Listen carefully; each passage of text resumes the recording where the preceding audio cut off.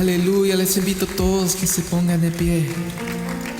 Qué hermoso canto, aleluya. Gracias, Sammy, por ese canto instrumental. Todo es para glorificar a nuestro Dios, hermanos. Aleluya.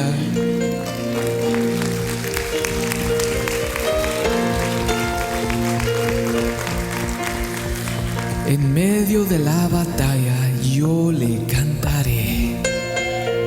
Mi Dios es más grande, más fuerte y más poderoso. Aleluya. Gloria al Señor. ¿Cuántos tienen a ese Rey de Gloria en su ser? ¿De verdad tiene ese Rey de Gloria en su ser? Qué cosa más maravillosa, amado hermano. Le invito a que que tome su asiento, por favor. Qué hermoso estar en la casa del Señor y qué hermoso es reconocer al que está en nuestras vidas. Evangelio de Lucas, el médico amado y el único gentil que escribió un libro de las Sagradas Escrituras, Lucas capítulo 17, versículo 20, dice así: preguntando por los fariseos, es hablando de nuestro Señor Jesús, ¿cuándo había de venir el reino de Dios? Les respondió y les dijo: el reino de Dios no vendrá con advertencia. ¿Qué le parece si le damos lectura a todos unánimes? Diga conmigo: preguntado por los fariseos, ¿cuándo había de venir el reino de Dios? Le respondió y dijo: el reino de Dios no vendrá con advertencia. Amén.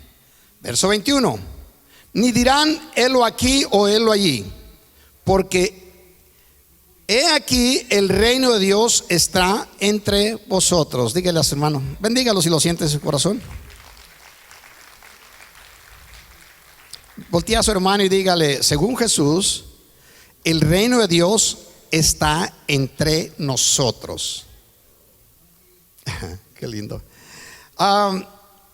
Siempre he transmitido esto, lo he aprendido predicando, enseñando por muchas décadas. Al principio puedo decir que la primera década de mi conocimiento, desde que recibí a Cristo, tenía una interpretación para mí al parecer más oscura con respecto de lo que está diciendo Jesús en esta ocasión y en muchas otras partes. Y es natural, uno va aprendiendo poco a poco. Pero lo he tratado de transmitir ya por mucho tiempo. Recordemos, para poderme entender un poco mejor los que van a estar escuchando el mensaje, el reino de Dios habla de toda la creación. De toda la creación. Hay muchos que dicen que no hay diferencia entre un tema y el otro, el reino de Dios y el reino de los cielos. Para mí sí lo existe. El reino de Dios habla de toda la creación. El reino de los cielos habla de aquellas pequeñas porciones donde Dios se hace presente, que están en toda la tierra. Cuando usted lo puede comprender un poco mejor, va a entender desde el Génesis para adelante con mucho más claridad. Va a ser iluminado más en las Escrituras con respecto a este asunto. Para que algunos que no me han escuchado en algún otro momento y quizás no lo mira desde ese punto de vista, el reino de los cielos, para usar un término humano, es muy similar, o puede decir que lo podemos comparar a las embajadas de una nación. El reino de los cielos pertenecen al reino de Dios, están dentro del reino de Dios como todas las cosas. En él nos encontramos todos los seres humanos, toda la creación, astros y todo. Estamos dentro del reino de Dios, pero el reino de los cielos se encuentra en los lugares donde Dios se hace presente, como una embajada. Todo lo que sucede en las embajadas de un país, para que tengamos, y usted lo conoce aún posiblemente mucho mejor que yo, pero una embajada de un país, y vamos a hablar de las embajadas de Estados Unidos, usándolas como ejemplo, la calidad de vida en esa embajada es la calidad de vida que se tiene en el país al cual pertenece. Ejemplo, todo lo que se consume en esa embajada se adquiere con el producto de lo que envía el país al que pertenece. Las embajadas de Estados Unidos, en otros países se habla el idioma de Estados Unidos, se habla el inglés. Se alimentan de la forma similar las reglas, ordenanzas y forma de vida es muy similar de la del país de donde vienen. Si el país está elevado en sus capacidades, pues la embajada recibe muchos beneficios. Y si el país está vamos a decir, frágil, pues también sus condiciones son más frágiles. Entendiendo esto, que todos los lugares donde Dios se hace presente, donde Cristo se hace presente, son similares a las embajadas del país al cual pertenecen. De manera que en la iglesia o en la casa de Dios, para que lo podamos nosotros comparar o asimilar un poco, la casa de Dios o este lugar es una embajada del reino de Dios. O sea, es la embajada en la cual Dios se hace presente. Y la calidad de vida que existe aquí en esta embajada debe ser la calidad de vida que existe a la nación a la cual pertenecen. O sea que nosotros los cristianos en la casa de nuestro Dios, nuestra calidad de vida debe de ser como si estuviéramos en el cielo. Siendo el cielo la nación en forma similar, siendo la nación a la cual pertenecemos las embajadas. Bueno, para hablar de este asunto, el reino de los cielos viene siendo aquel paraíso que perdimos en el inicio, donde Dios descendía y platicaba con el hombre. En el reino de Dios, Él reina sobre todas las cosas. Y reina sobre todo, pues si reina sobre el reino de Dios, reina sobre todo. Pero en las embajadas o en el reino de los cielos, Dios concede a sus hijos reinar. A ver si me lo puedo explicar y me puede entender. Cuando Dios pone el paraíso, que es la forma de expresar la embajada, o en este caso el reino de los cielos, cuando Dios pone al hombre, Dios lo pone para que reine en el paraíso. ¿Sí? Para que reine en el paraíso. Pero sucede algo trágico, que pierde la libertad de poder estar en él, y por lo tanto pierde todos los beneficios que Dios envía a las embajadas, o en este caso al reino de los cielos. Me estoy explicando. Vamos al libro de Génesis capítulo 3. En la traducción Dios habla lengua actual. Va a aparecer ahí para que no lo busque en su Biblia, porque estas traducciones, pocas Biblias tenemos de ellas. Son las mismas palabras expresadas, significa lo mismo con otra expresión, o vamos a ir con otra forma de expresarlo, pero significa lo mismo. Dice así, Génesis capítulo 3 versículo 24. Después, esto es después que el hombre pecó, después de expulsar al hombre, ponga atención, Dios lo va a expulsar del reino de los cielos, de la embajada, del paraíso.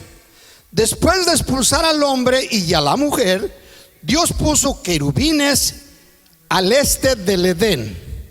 Querubines es un tipo de ángeles que tienen 4 alas. Son aquellos que pone para cuidar el arca, son aquellos que pone para cuidar su trono, no que Dios necesite, pero es la forma en que Dios lo establece. Dice, puso querubines al este del Edén. Al este es donde siempre va a encontrar en las escrituras que es donde viene Dios, donde sale el sol. Vamos a ir un paralelo donde aparece la luz, aunque esta es física, es la representación del Dios que ilumina toda la creación. Siempre el este tiene que ver de esa manera. Dice, y también puso una espada encendida. Diga usted conmigo, una espada encendida. Esta espada que giraba hacia todos lados para impedir que alguien se acercase al árbol de la vida, para que alguien fuera a entrar al paraíso. Los querubines cubren solamente la parte donde usualmente la Biblia lo describe que es donde se introduce Dios. Pero la espada cubre el paraíso todo alrededor, todo el círculo del paraíso. Vamos a decir que el paraíso fuese un poco más grande que todo Baytown, sí, con sus árboles y toda su creación. Es ese reino de los cielos, es ese paraíso donde Dios viene a visitar a su pueblo. Por eso se nos habla en el capítulo, allá en Jeremías capítulo, que es el Salmo 33, no es el Salmo 33, donde Dios envía bendición y vida eterna. Cuando estamos en su casa, en su presencia, mirar cuán bueno y cuán delicioso habitar los hermanos juntos en armonía. ¿Cuántos dicen amén? Muy bien. Ahora, la mayoría del pueblo creyente fue instruido y la mayoría lo ha aceptado como como una teología infalible e inmutable, de que todas las promesas de nuestro Dios, en su mayoría, que todo lo que Dios nos ha prometido lo vamos a recibir cuando lleguemos allá arriba. La mayoría. Y lo aceptamos como un hecho. Y resulta que si usted estudia las Escrituras y empieza a meditar en ellas, se va a dar cuenta que en el reino de los cielos nunca faltan esas cosas que existen en el cielo.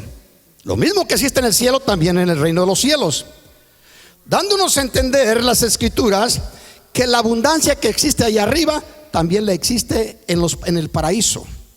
La misma calidad de abundancia. En el paraíso no hay necesidad, no hay ninguna cosa que el hombre pueda necesitar que no se encuentre ahí.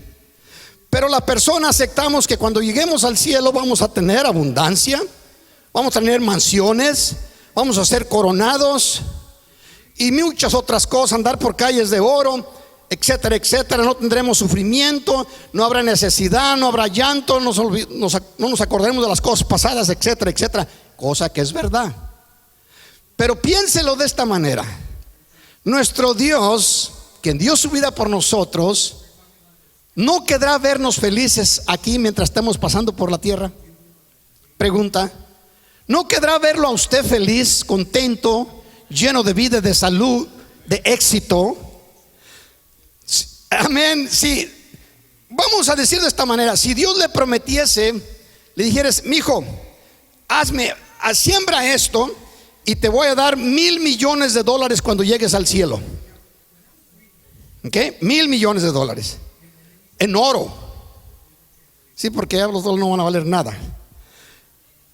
Ya casi no vale nada aquí tampoco. Pero si le dijera, te voy a dar $1,000 millones. Pero si Dios le dijere, si siembras lo mismo y quieres que te adelante el pago, aquí te voy a dar $1 millón. ¿Cuántos de ustedes elegirían que Dios les dé $1,000 millones ahí arriba o que les dé $1 millón aquí abajo? No, pero fue a elegir una sola cosa. Aquí. ¿Cuántos dirían allá arriba? ¿Cuántos dirían acá abajo? Sí, si no somos gente ignorante, somos sabios. No, ¿para qué? Allá arriba yo sé que hay abundancia, pero ¿para qué queremos oro arriba? Lo tira el Señor en el suelo. Sí.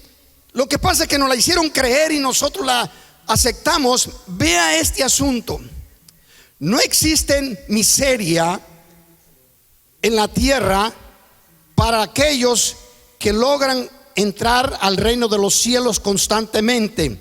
Lo que tiene el ser humano es una mente pobre. No que tenga pobreza en sí mismo, es que la mente, el alma es la que está en necesidad. Cuando la persona en su alma está en abundancia, sabe a quién le pertenece, sabe con quién platica, con quién se encuentra, entonces no hay miseria a su alrededor. No le hace que coma frijoles con tortillas. Amén. Déselo fuerte a nuestro Dios. Ahora, vean lo que acontece, porque yo sé que lo conocen la mayoría, pero quiero repetirlo, como dijo el apóstol Pablo, no porque no lo conozcan, sino para que tengan memoria de ello. En la cruz, nuestro Señor Jesucristo pagó una deuda. Jesús se ofrece como sacrificio. ¿A quién cree usted que le pagó esa deuda a Jesús en la cruz?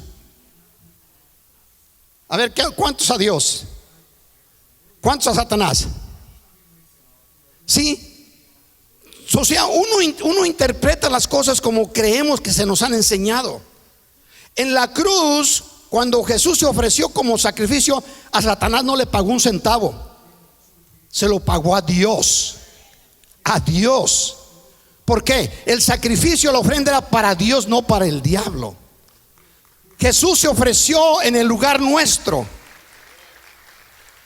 Cuando Dios cubrió la desnudez de los hombres, que le quitó la vida a unos corderos y cubrió la desnudez, bueno, ese cordero que usó para cubrir la desnudez del hombre, Jesucristo viene y como el cordero de Dios se desnuda, se ofrece en sacrificio como olor fragante a Dios. De manera que Él pagó nuestra deuda con Dios. Esto haciendo que Dios no esté enojado con nosotros. La comunión que Dios tenía en el huerto del Edén con el hombre, ahora la puede tener con sus hijos en el momento en que esos hijos hayan aceptado el sacrificio de Jesús como ofrenda a nuestro Dios. De manera que inmediatamente la deuda con nuestro Dios está pagada. Y no la pagamos nosotros con nuestras obras, la pagó Jesucristo en la cruz. En la cruz. Déselo fuerte a nuestro Dios y lo siente en su corazón.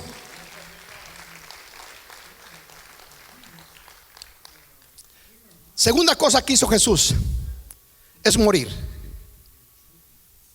¿No lo hizo ya? Sí, pero eso era la ofrenda que se ofrecía a nuestro Dios. La segunda, al morir, le pagó la deuda a Satanás. ¿Cómo? Cuando el hombre pecó, Dios declaró que a causa de ello moriría. Y el enemigo se vino a convertir en el señor de la carne, del cuerpo físico, del alma y del cuerpo. Al momento de Jesús morir en la cruz, cuando expiró y dijo consumado es, en este momento muere el cuerpo de Cristo, muere el hermano mayor de nosotros, o el hermano de los seres humanos. Al morir, entonces a Satanás le paga la deuda, porque es como un matrimonio. Cuando el matrimonio muere el cónyuge, la mujer o el hombre que queda libre de esa deuda o de ese compromiso y puede casarse con quien quiera, siempre y cuando sea en el Señor. Lo dice el apóstol Pablo. De manera que el momento en que Jesús murió, Satanás queda saldado. Ya quedó saldado de eso. Ya cobró con la muerte la deuda que había adquirido el hombre con él, habiéndose sujetado a sus demandas y a su señorío. Tercero, cuando Jesús resucita de entre los muertos, al resucitar Jesucristo, porque hoy ya está pagada nuestra deuda con Dios, ya no somos enemigos de Dios, sino somos amigos de Dios, descendientes de Dios. Cuando ya el cuerpo muere, a Satanás no le debemos nada, porque nuestra alma y espíritu pagó la deuda a nuestro Dios. El único que queda en dilema es el cuerpo, y al morir el cuerpo, Satanás no tiene nada que cobrarnos. Nada, porque le quitó la vida a uno inocente que tomó el lugar nuestro. Si allí hubiera terminado la cosa, si Jesús no hubiera resucitado, nosotros tampoco teníamos esperanza. Hubiéramos muerto sin deudas, pero no nos levantábamos. Al momento en que Jesús se levanta, en ese instante nosotros nos levantamos con Él en el espíritu y en el alma. De manera que ahora podemos otra vez volver al lugar donde fuimos echados por Dios, porque ya nuestra relación se ha arreglado con nuestro Dios en la cruz. Ahora podemos, al resucitar, podemos volver otra vez al paraíso donde fuimos arrojados. No solamente los paraísos presentes aquí en la tierra, sino el paraíso eterno, que es en este caso ya es el cielo, donde se encuentra la divinidad de nuestro Dios, rodeado de ángeles, querubines, serafines, etc. Mire Colosenses, para que me entienda un poquito mejor. Colosenses capítulo 3 versículo 1. Por lo tanto, ya que ustedes han sido ¿qué? ¿Resucitados con Cristo? No que ustedes van a resucitar mañana. Está hablando en tiempo que les presente, y le está hablando a los que están vivos. Ponga atención, no lo pasemos así nomás a la ligera, diciendo ay, qué bonito habla, qué bonitas expresiones. Tiene que poner la atención a las escrituras cuando la está estudiando, para ver qué es lo que está diciendo, porque en ellas se encuentran los secretos de Dios. No que el lenguaje de Dios sea muy difícil, nosotros somos los que lo complicamos. Dice así: por lo tanto, ya que ustedes han sido, tiempo que pasado, el día que recibiste a Cristo, ya que ustedes han sido resucitados con Cristo. Recuerda las palabras del apóstol Pablo, que ahora ya no seguía viviendo él, que ahora vivía, que dice que lo que vivía en la carne lo vivía para el Hijo de Dios, porque con Cristo estoy juntamente crucificado, etcétera, etcétera. Bueno, por tanto, ya que ustedes han resucitado, voy a enfatizar, para volver a poder entrar en el reino de los cielos, donde está la abundancia y las provisiones de nuestro Dios, se necesita haber resucitado. Un muerto, una persona muerta, como Dios lo declaró en el huerto de Edén, no puede entrar a la presencia de Dios, porque Dios lo arrojó a causa de su pecado. El día que tú y yo lo recibimos, tenemos la libertad, porque que Cristo hace las paces con nuestro Padre. Ahora tenemos la libertad de poder entrar al paraíso donde fuimos arrojados. Mire cómo dice, déselo fuerte a nuestro Dios. Por tanto, ya que ustedes han sido resucitados con Cristo, nos dice lo que busquemos, donde enfaticemos, donde pongamos atención, donde pongamos la mayor parte de nuestra energía. Busquen las cosas del cielo, donde está Cristo sentado a la derecha de Dios. Busquen las cosas que provienen del cielo. ¿A dónde se envían las cosas del cielo? De ese país llamado cielo se envían a las embajadas, donde están el resto de los pueblos, el resto del pueblo representando al cielo para conquistar el resto de la tierra. ¿Por qué cree que hay embajadas en diferentes partes? ¿Cuál es el fin o propósito de las embajadas? Tomar control o influir a aquellas gentes a que actúen como ellos. Bueno, las embajadas, los lugares donde se alaba y se glorifica a nuestro Dios, la razón de estas embajadas es de influir el resto del mundo para que sean como nosotros, como usted y yo somos parte del cielo. ¿Cuántos dicen amén? Espero que me esté explicando. Sí.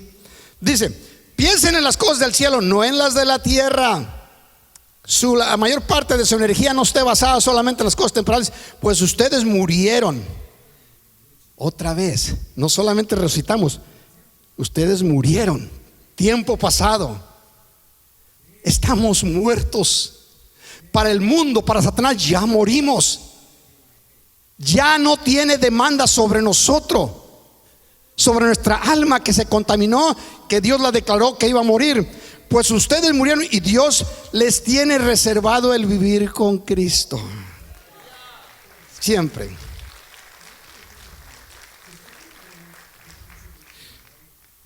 En la presencia de Dios, en el reino de los cielos, como ya lo he mencionado y lo sigo repitiendo, no existe la escasez. No existe la escasez. Esa existe en nuestra alma, que la pasa la mayor parte del tiempo en el mundo, queriendo asimilarnos al mundo, actuar como el mundo, hacer las cosas del mundo. Y estamos nosotros pensando que ahí nos sostenemos. Nuestra provisión viene de arriba. El Señor la manda donde nos haya establecido. Estemos en un paraíso o estemos en el desierto, donde quiera que nos encontramos, mientras Dios esté allí, hay abundancia de vida, hay salud, hay alegría, hay contentamiento, hay felicidad, hay provisión. Mire cómo dice Nehemías. Israel caminaba, y lo he repetido mucho para ver si lo podemos bien agarrar ese asunto, tanto yo como ustedes y yo. El asunto de caminar en el desierto es algo me llamaba mucho la atención cuando las primeras veces que lo empezaba a entender un poco mejor. Imagínense, el pueblo de Israel, con cerca de 2 millones de habitantes según los estudiosos y historiadores, y una cantidad de animales no menor, ocupaban una gran porción de tierra, cientos y cientos de acres, donde el campamento se formó. O se formaba, se quitaba de un lugar y se ponía en otro. Tenían que agarrar una planicie lo suficientemente amplios para poder sentar las casitas de cada quien, por familias, y también tener el suficiente lugar para que pudieran tener sus ganados. Y en ese lugar, mire lo que dice el profeta de Dios en Nehemías capítulo 9 versículo 21. Los sustentaste 40 años en el desierto.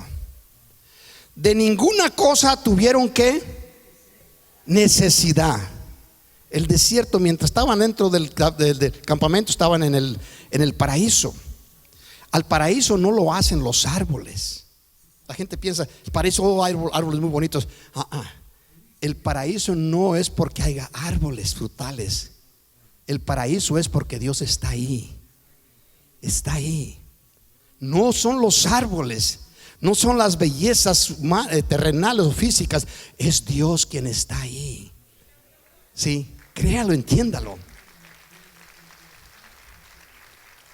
este lugar no es hermoso, bello por las hermosas construcciones o lo que se le pueda arreglar, los arreglos. Esto debe de ser hermoso porque Dios se encuentra aquí.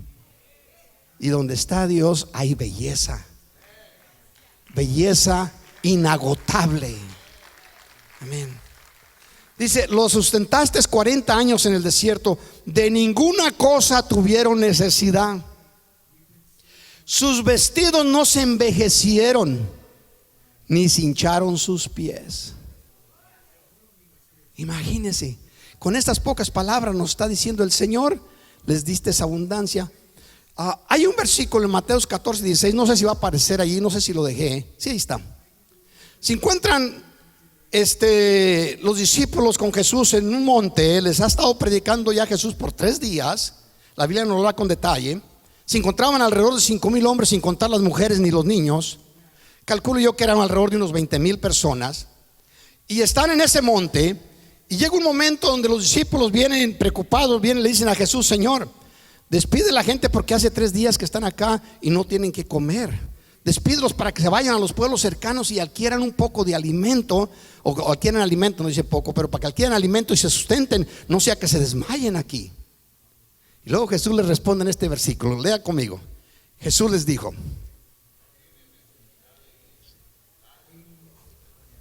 ¿qué le parece? ¿Qué le parece? No tienen necesidad de irse, dadles vosotros de comer. Inmediatamente los apóstoles respondieron como nosotros lo responderíamos. Los apóstoles: Señor, ¿cómo les vamos a dar de comer a tanta gente? No tenemos aquí sino solamente 5 panes y 2 peces. Y luego Jesús les dijo: tráiganlos.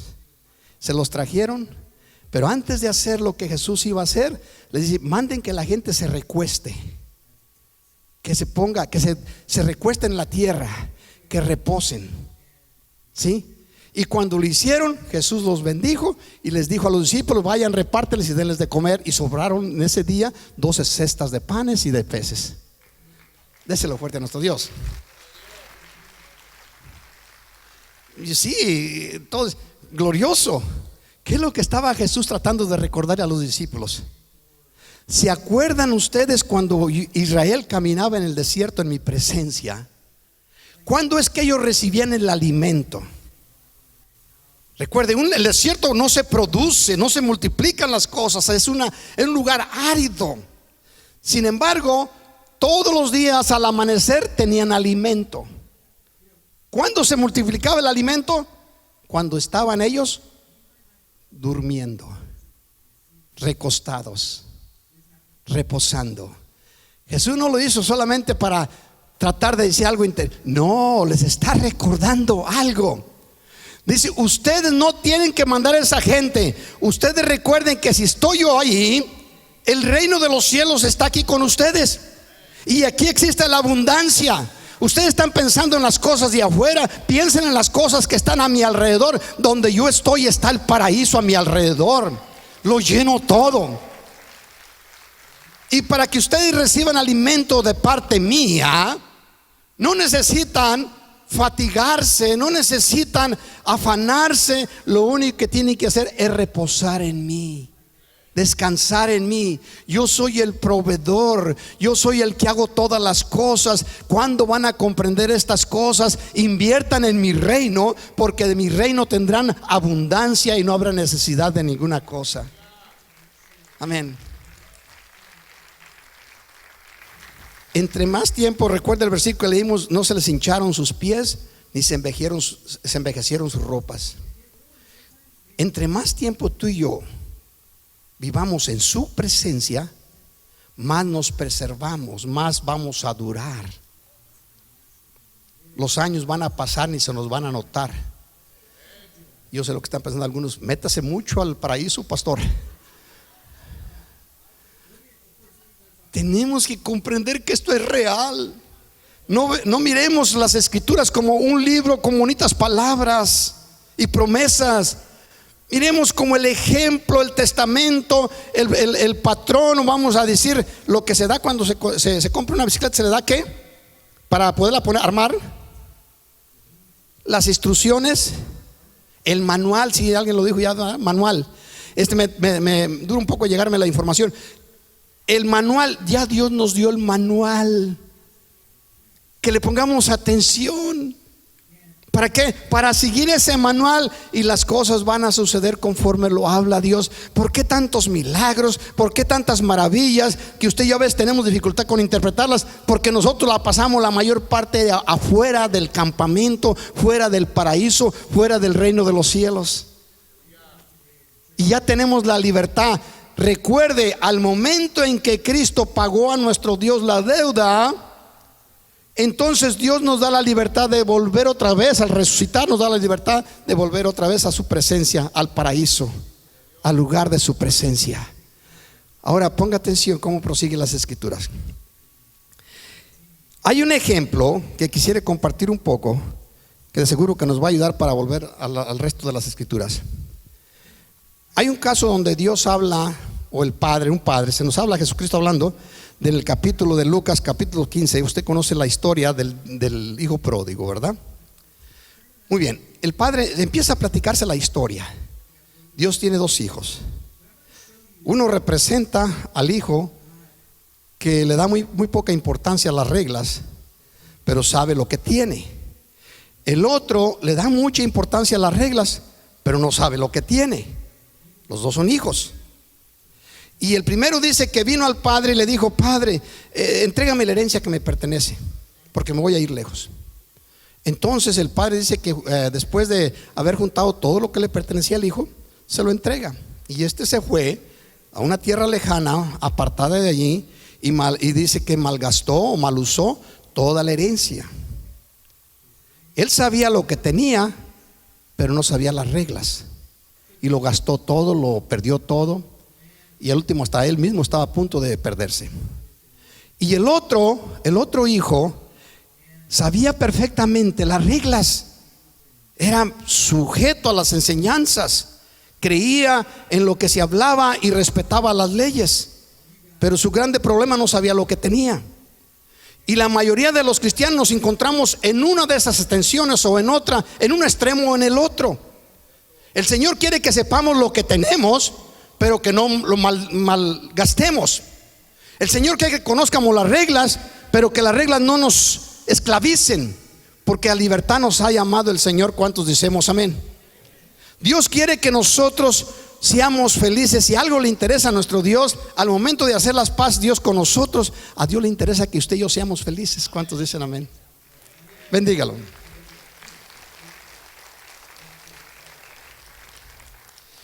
Ahora, para poder entrar al paraíso de retorno, después de haber resucitado, habiendo resucitado con Cristo, ahora tenemos la libertad.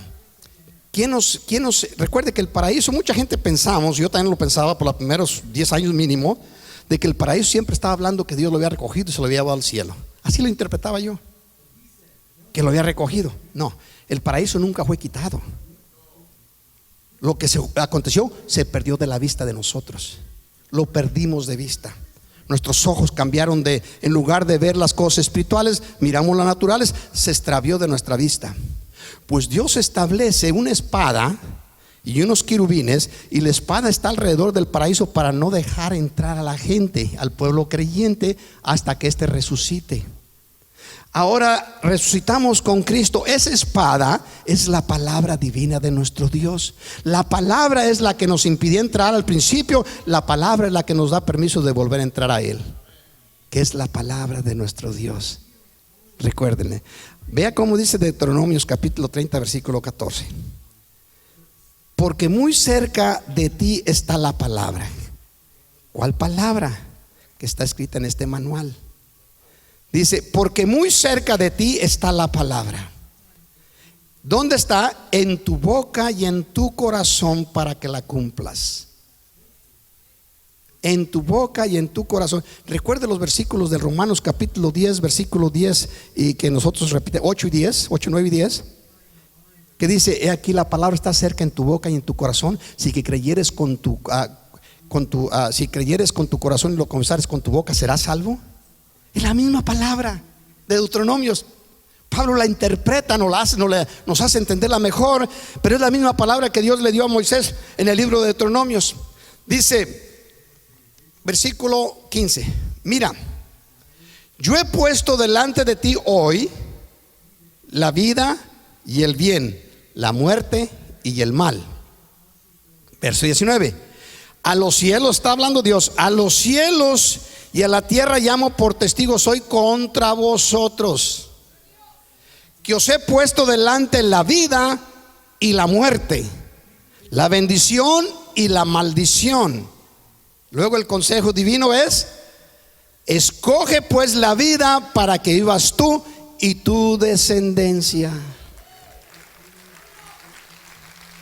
Esta palabra, por eso la confesión que hacemos domingo a domingo y que yo perdí en este día, que voy a tener que confesar antes de que se termine el día. La palabra, aquella palabra, aquella espada que es de fuego, que se da vueltas alrededor del paraíso, del reino de los cielos, que nos impide entrar, es la que ahora nos permite entrar si nosotros vinimos en fe de que hemos muerto con Cristo y ahora hemos resucitado con Cristo.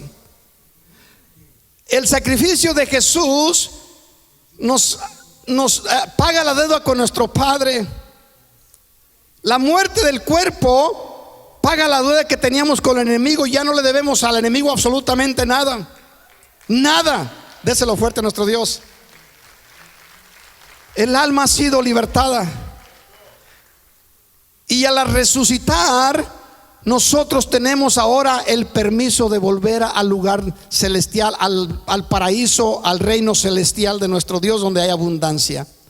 Podemos entrar y tomar posesión de lo que Dios nos ha prometido. Podemos ser sanados si nos encontramos enfermos. Podemos volver a ser libres de esclavitudes y de sistemas y de malas cosas que se dan vuelta en nuestro corazón o en nuestra mente, etcétera, etcétera. Todas estas cosas son bendición para todos aquellos que creemos por fe de que el Señor está hablando verdad. ¿Cuántos dicen amén? Ok, déselo fuerte a nosotros, por aquí viene algo muy bueno. Mire que entraron los niños. ¿A poco ya se me terminó el tiempo? ¿O se dieron cuenta? Está mejor la prédica ya. Gracias, hermano. Vean Mateos capítulo 4 versículo 7. Les va a gustar este versículo. Les va a agradar. Para mí me agrada muchísimo. Yo sé que a ustedes les va a agradar también. Desde entonces comenzó Jesús a predicar, después de haber sido bautizado, y a decir: arrepentidos. Diga conmigo: arrepentidos. Usted me ha escuchado muchas veces la palabra teshuva, te, que viene de teo, que significa Dios, shuva, que significa retornar. El asunto de arrepentirse no solamente es que tú dejes de hacer aquello que estás haciendo, que te afecta, que te daña, sino que también retornes. Esa palabra es una compostura de dos expresiones, dos ideas. Dios está diciendo: arrepiéntanse, van en camino opuesto, se van alejando de mí cada día más y más. Y nos está diciendo: hey, espérate, arrepiéntete. Esa brecha o ese camino te lleva a un lugar de destrucción. Y cuando la persona se para, acepta a Cristo, se para, entonces eso lo llamamos: se arrepiente y acepta a Jesús. Pero después de haber aceptado a Jesús, no solamente se debe de quedar allí. Ahora Jesús le está diciendo: retorna. Ahora ven hacia mí donde saliste. Lo está diciendo el Señor.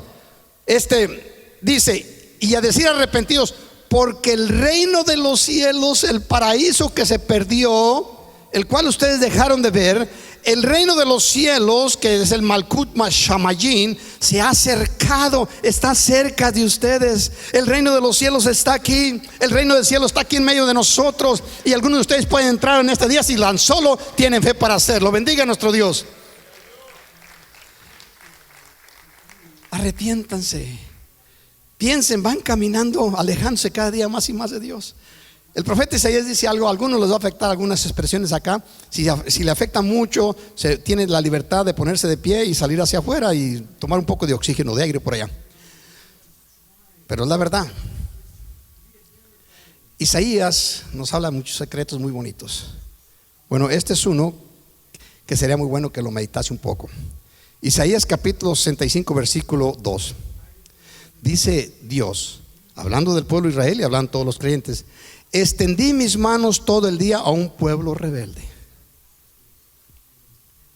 Desde el momento en que fue echado del paraíso para que fuese a morar y que la tierra le produjera espinos y hortalizas, cosas que no dan producto, etcétera, que son un tipo de simbolismo del pecado. Dios en una forma simbólica está con sus manos extendidas hacia su pueblo y nos mira caminar en la tierra y nos está diciendo: vengan para acá, mijos. Como cuando Dios le concedió un pequeñito. ¿A cuántos Dios les ha dado hijos? Levanten su mano, hombres y mujeres. Aleluya, qué lindo. Algunos no quisieron levantarlas porque ay, es que se nos ha... Y cuando su niño empieza a caminar, su niño o su niña empiezan a caminar, tanto la madre como el padre, usualmente hacemos esto y le decimos: mi hijo, ven, y nos tendemos las manos, ¿verdad? Y el niño allí como caminando, que se cae, no se cae, y dando los primeros pasos y trata de caminar hacia nosotros, ¿verdad? ¿A cuántos tienen esa experiencia? Sí, yo sé que muchos la hemos tenido. Bueno, Dios nos mira a nosotros y nos dice: levántate, mi hijo, levántate y ven aquí, mira, aquí te estoy esperando con los brazos abiertos. Pero nosotros, bien cabezones, con espíritu de rebeldía, en lugar de ir hacia el papá, a veces damos la vuelta y nos vamos para otro lado, y allá vamos a tropezar y vamos a caer. Dios nos está diciendo: extendí mis manos todo el día a un pueblo rebelde, el cual anda por camino no bueno. El camino que Dios pone delante de nosotros es un camino que está iluminado por la luz, por la palabra de nuestro Dios. Y luego dice: camino no bueno, en pos de sus pensamientos. Aquí es donde le va a afectar a algunos, pero le voy a explicar. Antes de leer eso, quiero que hacerles una pregunta. ¿Cuántos creen que Dios cambia? Okay, hay una porción de acá que dice que cambia. Ok, ¿cuánta porción creen que Dios no cambia? La mayoría dice que no cambia, ¿verdad? La escritura lo dice claramente una y otra vez: porque yo, Jehová, no cambio. Dios no cambia. Él es el mismo de ayer, de hoy y por los siglos. Sí, tenga esto en su corazón: Dios no cambia. Lo que Dios anhela de sus hijos en Génesis, lo sigue anhelando en Apocalipsis. Dios no cambia. El tiempo no lo afecta a Él. Dios no es como nosotros, como padres, que a veces le decimos a nuestros hijos: hijo, ve y córtame la yarda, y le dice y le da hasta algo al muchacho y todo, y luego cuando usted se va a trabajar y regrese, la yarda no se ha cortado, entonces lo despidió con un beso, y cuando viene no encuentra la yarda cortada, agarra una vara, cosa que no se debe hacer ya, ¿verdad? Aquí en Estados Unidos. Pero si le dice: muchacho, no te vuelvo a dar otro dulce, ¿verdad? Dios no cambia. No interesa lo que tú y yo hagamos, Él no cambia. Aunque tú y yo a veces no seamos fieles, Dios permanece fiel, no se puede negar a sí mismo. Dios no cambia. Cuando te recibió como hijo, te recibió para siempre, solamente que tú no lo dejes. Dice, ponga atención, y se lo voy a interpretar para que lo conozca un poquito mejor: que se quedan en los sepulcros. Esta gente rebelde anda ya invocando muertos, toda clase de hechicerías y de brujerías. Andan buscando a los agoreros y a los adivinos, a los brujos. Allá un hermano mío, que de tiempo en tiempo digo algo de él, tenía yo en la parte de mi propiedad que me pertenece, una de las que me pertenecen, allá en México, que está al borde del agua, crecieron unos sauces hermosos, árboles que se expanden de una forma muy linda y producen una sombra muy bonita en los tiempos como en esos tiempos que está todo seco. Esos árboles están verdes y la gente se va a hacer como es un campo, se van a hacer sus picnics allí, hacen sus comidas y eso, y la gente va y reposa muy bien debajo de ese árbol. Pues no sé, vino una bruja a la tierra por ahí de Valle de Juárez, y no sé cómo engatusó a mi hermano Salvador. Y me platican los hermanos, le pregunté un día, estaba hablando con alguien, fue el pastor José Luis. Le dije: hermano, ¿cómo están los sauces allá? Llegó a la conversación: ¿cómo están los sauces allá en la tierra? Y luego me dijo: ay, hermano, están bien pelones. ¿Qué pasó? Dice: su hermano con otras personas aquí se la pasan allá en los árboles cortando ramas para hacerse limpias. Y le dije yo: ¿qué? ¿Las usan de escoba o qué? No, se hacen limpias. Imagínense la gente a donde llega. Y mi hermano es una persona muy inteligente, pero el enemigo se los lleva a todos. Dice así, que se quedan en los sepulcros, o en otras palabras invocan a los muertos. Hay unas fechas acá en Estados Unidos, también hay en México, donde la gente hasta le arrima carne y comidas y todo esto, e invocan a los muertos, diciendo que no sé, que les va. Yo no sé qué es lo que piensan, pero bueno, de ahí nos sacó el Señor. ¿Cuántos dan gracias a nuestro Dios por ello? Déselo fuerte al Señor. Dice, el cual anda en caminos no buenos en pos de sus pensamientos. No los pensamientos de Dios, los pensamientos de ellos. Que se quedan en los sepulcros y en lugares escondidos pasan la noche. No solamente andan invocando a los muertos, andan buscando a los muertos, las cosas muertas de esta tierra, sino que también todo lo que hacen lo hacen en oscuridad. La interpretación que está dándonos aquí el hombre de Dios. Dice que se quedan en los sepulcros y lugares escondidos pasan la noche. Ay, aquí viene una. ¿Ya la leyó? ¿Ya la miraron? Ay, pastor, pero ese era el Antiguo Testamento. Por eso les pregunté, ¿cuántos creen que Dios cambia?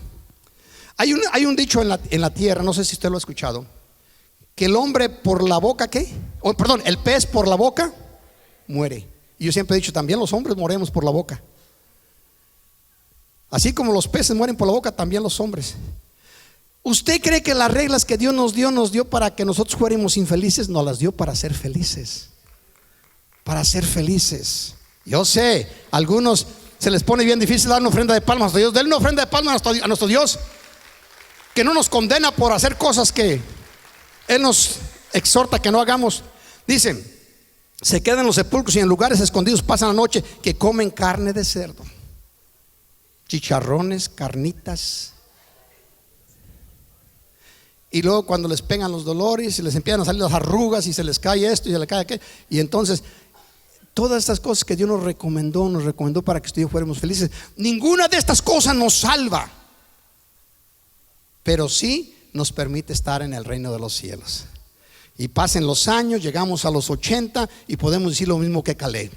La fuerza que tenía cuando tenía 40 la sigo teniendo ahora. Amén. Hace un mínimo, cerca de unos 10 años, un poquito menos, para acá en mi casa, nadie de mi descendencia come las carnes que Dios prohíbe. Ponga más, no nomás el cerdo es el número uno, porque si usted encuentra las escrituras se va a dar cuenta que tanto en el Antiguo Testamento, en el libro de Daniel, como en Apocalipsis y las enseñanzas de las iglesias, el cerdo es la representación del anticristo. Se le conoce en la Biblia como la abominación asoladora. En otras palabras, la abominación que asola o hace desierta la casa, que daña la casa. ¿Por qué Dios lo prohibió? Vaya usted a saber, cuando lleguemos allá se lo preguntamos. ¿Cuántos dicen amén? Dice, en lugares escondidos pasan la noche, comen carne de cerdo y en sus ollas hay caldo de cosas inmundas. Yo creo que la iglesia de Cristo viene a necesitarse unas pasaditas por el libro de Levíticos. Dios dedicó todo un libro para enseñarnos qué debemos de comer y qué no debemos de comer. Por favor, es tu salud y la salud de tu descendencia. Es lo que le agrada a nuestro Dios que tú y yo no hagamos. ¿Cuántos dicen gloria a Dios? Ay. Déselo fuerte a nuestro Dios para creer de que todavía están aquí. Ya termino. Faltan 20 segundos. Esos últimos 20 segundos quedan ahí plasmados y que esto me extiende. Juan capítulo 10. Ponga atención. Es un versículo que nomás lo miramos y lo pasamos y etcétera, pero son versículos tan claves y tan reveladores. Jesús dice, yo soy la puerta. ¿Cuántos dicen amén? Dice, el que por mí entrare será salvo. Esto lo entendemos perfectamente. Quiero que me interprete la siguiente porción del versículo. Alguien que me la interprete. ¿De qué está hablando? Ponga atención. Dice, será salvo. La siguiente porción es, y entrará y saldrá y hará pastos. Ok, interprétemela. ¿A dónde entran? Al reino de los cielos. A ver, deme una explicación un poco. ¿Entra allá arriba o aquí al reino de los cielos abajo? Exacto. Aquí. No es que ya llegó al cielo. ¿Para qué íbamos a entrar y salir cada rato? ¿Cuántos de los creyentes que sabemos que son creyentes y que ya están con el Señor, cuántos ha visto regresar a buscar pastos acá abajo? A nadie.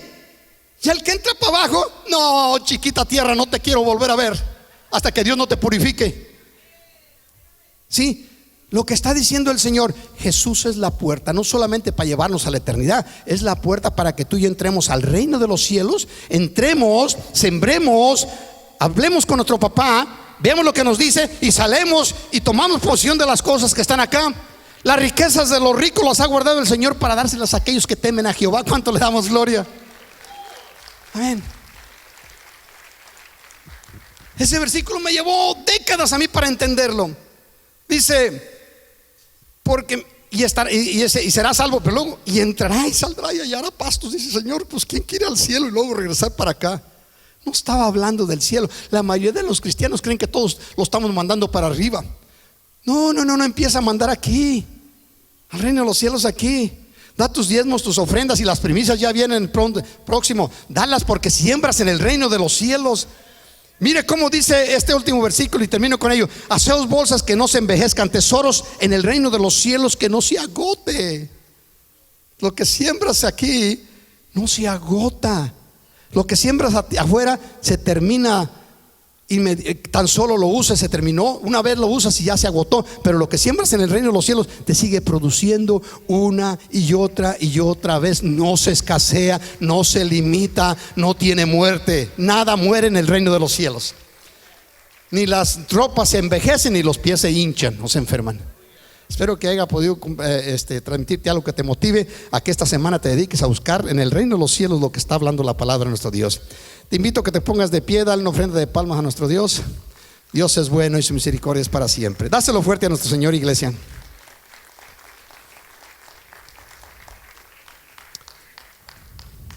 Inclina tu rostro. Padre, en el nombre precioso de Jesús, Señor, ilumínanos, Señor, revélate a nosotros, Padre. Sé que la forma de hacerlo es a través de tu bendita palabra. Danos una hambre, una necesidad, un deseo, una pasión por tu palabra para entenderla y en el momento que nos sea revelado algo, ponerlo en práctica, Señor. Que no seamos cabeza dura, Padre eterno, como tu pueblo, que no seamos rebeldes. Señor, hay veces que nos revelas algo, nos muestras algo en tu palabra tan hermoso, como el que estás con tus manos extendidas hacia nosotros, como el papá extiende sus manos a su pequeñito cuando empieza a dar sus primeros pasos. Padre, nos sintemos felices de que tú nos hayas escogido, nos hayas adoptado como hijos y que nos des la libertad, Padre, de poder constantemente, las veces que lo que queramos, Señor Dios, entrar a tu presencia, al lugar donde tú santificas todo, el lugar santísimo. Señor, revélate, Padre eterno, en nuestro corazón, que podamos tener confianza, Señor Dios, y que la confianza que produce en nosotros nos ayude, Padre eterno, a introducirnos donde estás tú, donde está tu presencia, donde está el reino. En el nombre de Jesucristo, mi Dios, en este día celebramos un momento lindo donde queremos recordar las promesas y recomendaciones de nuestro Señor Jesucristo.